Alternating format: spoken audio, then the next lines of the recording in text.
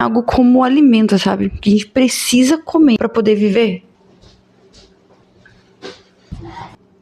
E a sua fé hoje é baseada em atos que você simplesmente herdou, costume mesmo, sabe? Ou é uma decisão que você toma conscientemente, todo dia? Olá pessoal, eu sou a Fê Castilho e a salva e se inscreve, porque hoje nós vamos ir bem fundo. Muitas vezes eu percebo que a gente vai entrando num piloto automático, inclusive até quando a gente não vai ao culto, a gente se sente muito culpado, justamente por isso. A gente vai lá à igreja, lê uma página, versículo no dia, ora antes de comer, porque é isso que faz, é isso que a gente tem que fazer, é o certo a se fazer. Mas viver uma vida, uma fé com intencionalidade é o oposto disso. É o caminho inverso de fazer simplesmente porque é o que se faz. É saber exatamente o porquê de cada escolha, de cada leitura e o porquê de como a gente se posiciona no mundo. É saber o porquê de cada coisa que nós fazemos. Claro que Lewis vai dizer que muitas vezes a gente vai ter que fazer as coisas simplesmente porque a gente sabe que é o certo de fazê-las, mas isso não pode ser uma constante na nossa vida. À medida que a gente vai crescendo na nossa fé, a gente tem que entender o porquê e se mover mais pelo porquê, pelo motivo daquela decisão, do que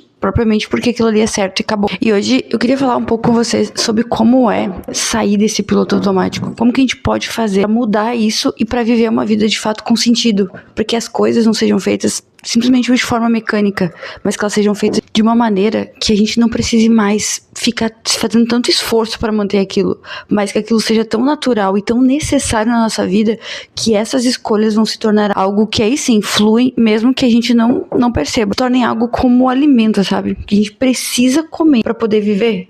É assim que essas coisas devem ser. As escolhas devem ser tomadas nesse sentido, como se a gente estivesse precisando daquele ar para respirar.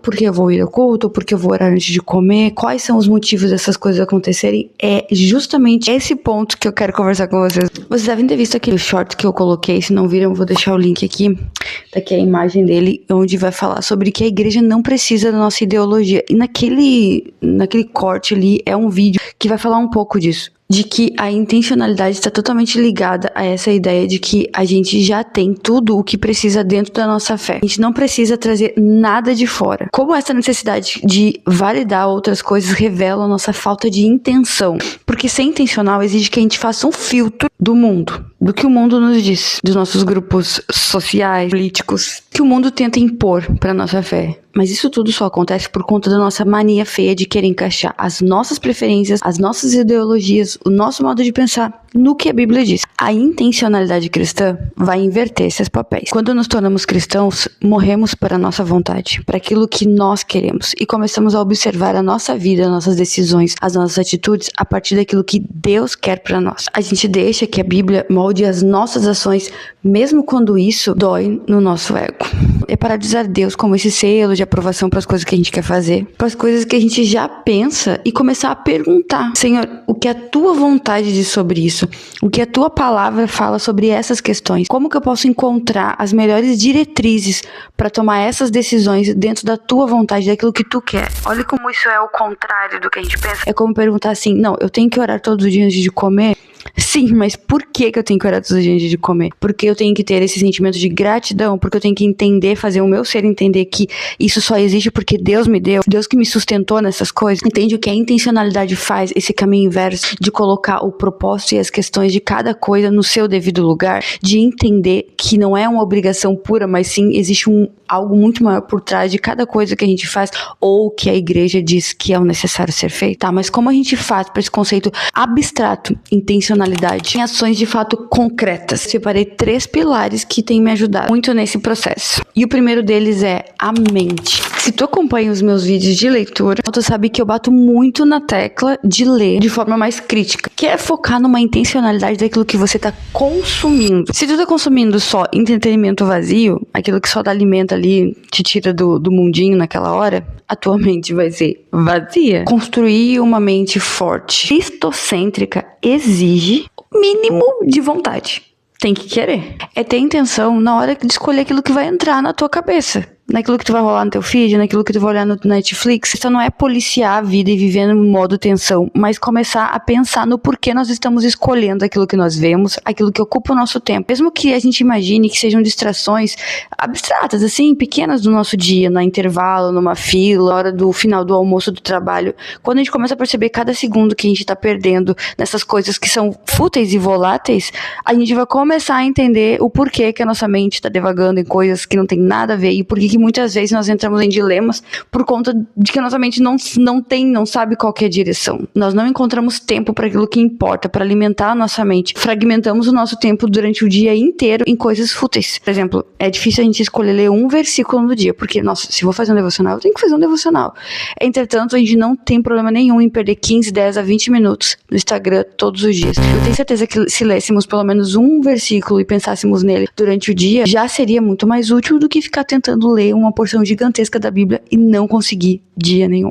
E aí que a gente vai entrar no segundo pilar, que é o tempo. O tempo é o nosso recurso mais escasso. Na administração, nos recursos, no trabalho, na vocação, sempre se discute como aumentar o nosso tempo. Ser intencional na questão do tempo é parar de tratar todas as coisas como urgente, começar a priorizar o que de fato é eterno. É decidir, e se for necessário pegar um papel e uma caneta na mão para fazer isso, que o seu tempo com Deus e com a sua família não é o que sobra do seu dia, mas o centro dele. Ou seja, todo o tempo, tudo que acontece que não seja em prol de Deus e da sua família, mesmo que ocupe a maior parte do teu tempo, vai ir de encontro com o que tu precisa fazer no dia de mais importante, que é teu tempo com Deus e com a tua família. Então o teu trabalho, ele glorifica Deus. E ele ocupa a maior parte do teu tempo, mas ele tem que servir para que no final tu possa estar com aquelas pessoas que realmente importam para ti, Deus e a tua família. Então a gente vai trabalhar o dia inteiro não na ânsia de chegar em casa correndo, não é isso, mas é trabalhar o dia inteiro pensando naquilo que a gente está proporcionando, que é glorificando a Deus, servindo ao nosso irmão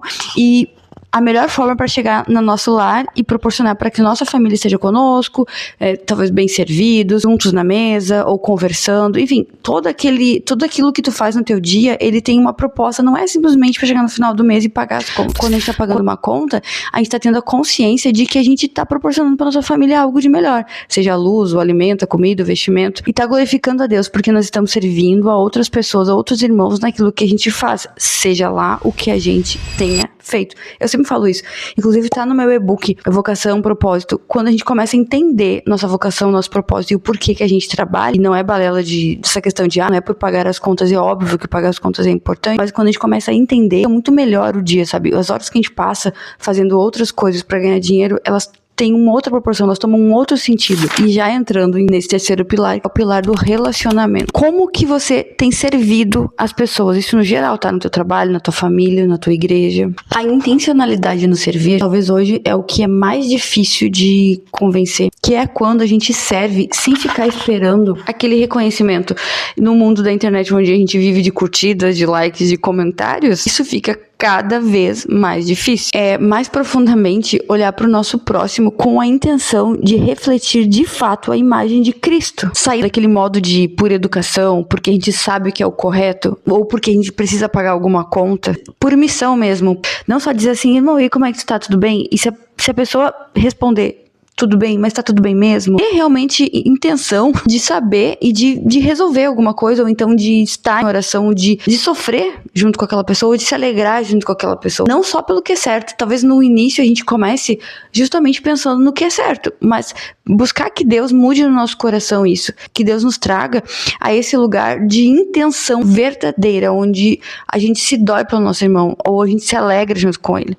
Mas eu não quero que esse vídeo aqui seja apenas mais um vídeo de algumas informações, um pilar 1, 2 e 3 que você ouviu por aí. Por isso eu vou lançar um desafio para essa semana, para que tu consiga fixar melhor essas coisas e começar a praticar desde agora tudo isso que a gente conversou. Escolhe uma área só da tua vida. Pode ser na área da sua família, das suas finanças e até no seu ambiente de trabalho. Essa área que tu escolheu, tu vai agir com total intencionalidade bíblica. Todas as atitudes que tu tomar com relação a esta coisa específica, a essa área específica da tua vida, até o modo como tu age, como tu faz cada coisa no dia com relação a isso, seja com o relacionamento com a tua família, seja como tu gasta teu dinheiro, como tu trabalha, de que forma, como tu age no trabalho, tudo isso tu vai perguntar. Isso glorifica a Deus? É apenas um costume? Por que eu faço isso desse jeito? Qual que é o motivo pelo qual eu faço esta coisa? Ou por qual motivo pelo qual eu deixo de fazer isso desta forma ou de outra? Presta atenção no que tu diz, no que tu ouve, no que tu fala, no que tu canta no culto, sabe? No sentido de cada palavra. Eu vejo que muitas vezes a gente tá na igreja, por exemplo, e canta os hinos.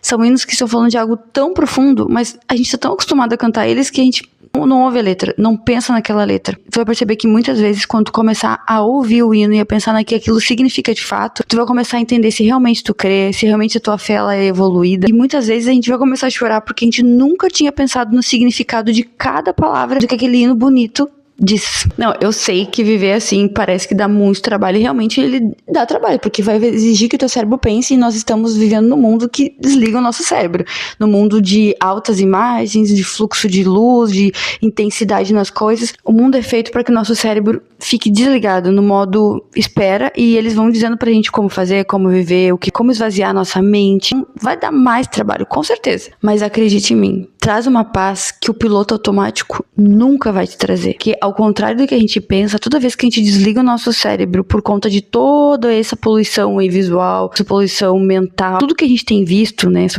poluição auditiva, ela traz pra gente muito mais ansiedade. Isso está comprovado. Nós vemos estudos em que a partir do momento em que o smartphone foi criado, o nível de ansiedade aumentou muito mais. Depressão, ansiedade, o sentimento de solidão. Então, quanto mais conectados nós estamos, mais sozinhos nós nos sentimos, menos conectados com as pessoas nós estamos, de fato. Nosso corpo sente isso, nós ficamos ansiosos. Então, por mais que o esforço de viver dessa forma seja intenso, os ganhos dele também são muito maiores. Eu sei que viver assim dá trabalho, realmente dá muito mais trabalho, mas você vai perceber que, incrivelmente, sair do modo automático, desse modo de ficar desligado, vai trazer pra gente uma paz que a gente nunca sentiu. Então, vejam, parece que fazer esse esforço vai fazer com que a nossa mente canse até, porque vai estar sempre consciente do que está fazendo, mas a gente vai estar vivendo menos anestesiado, ou seja, o nosso cérebro vai funcionar exatamente como deveria, e isso vai nos dar menos ansiedade, porque nós vamos viver de forma consciente. Sabe aquele mês, aquele ano, aquela semana que você diz, nossa, passou muito rápido, já acabou o ano e parece que eu não fiz nada, ou eu sinto que existe algo que eu deveria ter feito? Isso é porque a gente está vivendo cada vez mais no modo automático. Nós não vemos os minutos passarem, nós não vemos as horas passarem, nós não vemos as coisas que nós fazemos, porque nós vamos fazendo tudo automaticamente. Sair disso é cansativo, sim, mas transforma a nossa vida, nosso modo de ser e o nosso pensamento. É sempre bom lembrar que Deus é soberano sobre toda a nossa rotina. Todinha ela, da mais simples, das coisas mais simples que nós fazemos até as coisas mais complexas. Não só sobre o nosso domingo. Tem uma frase da Tisha, que ela escreveu o livro Liturgia do Ordinário, recomendo fortemente, e o livro Orações da Noite, que vai dizer que é preciso coragem para crer que uma vida pequena ainda é uma vida significativa. E é preciso graça para saber que o Senhor me vê e me ama, mesmo que eu não tenha feito nada poderoso ou ousado, ou até mesmo interessante. E isso me basta. E a minha oração hoje é que o Senhor nos ajude para que sejamos intencionais e lúcidos em tudo. Bom, eu fico por aqui e eu espero vocês no próximo vídeo.